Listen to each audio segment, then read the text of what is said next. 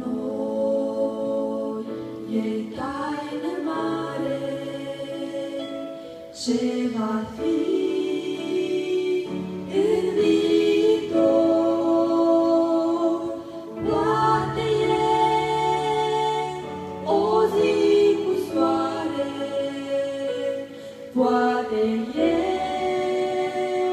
o zi cu noi, însă știm că îngrijorarea să ne-o scot ar trebui.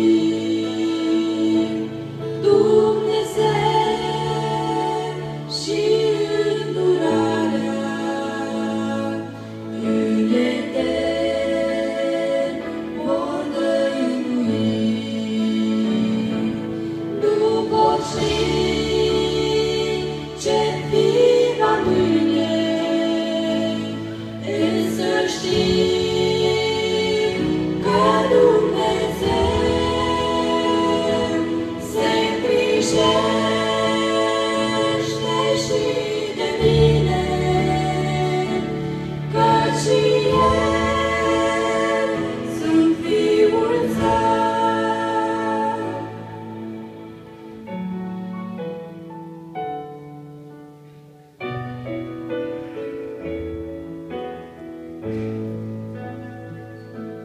Parcă un pedeapse de aur către cur de har ceresc și zăresc măreți tezaur.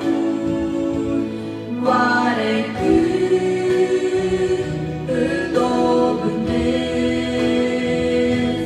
e un loc de strălucire, curgugel multicolor, când voi fi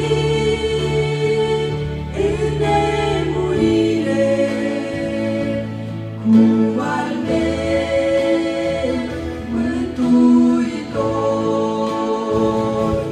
Nu pot ști ce fi va mâine, însă știm că Dumnezeu se îngrijește și de mine, căci eu sunt Fiul Său. Nu pot ști ce fi va mâine, însă știm că Dumnezeu se îngrijește și de mine, căci eu sunt Fiul Său.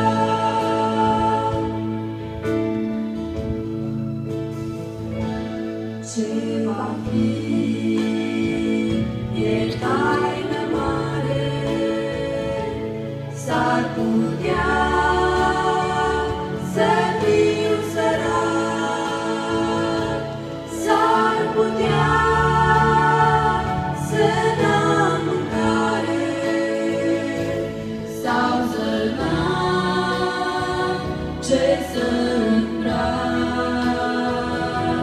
Pentru flori și păsărele Dumnezeu e tată bun, însă vrea prin orice rele euul meu să îl supun. Nu pot ști ce fi va mâine, însă știu că Dumnezeu se îngrijește și de mine,